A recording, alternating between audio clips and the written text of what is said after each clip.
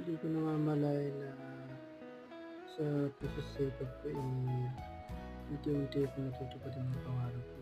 Gano'n dati wala akong time sa pag-aaral ko.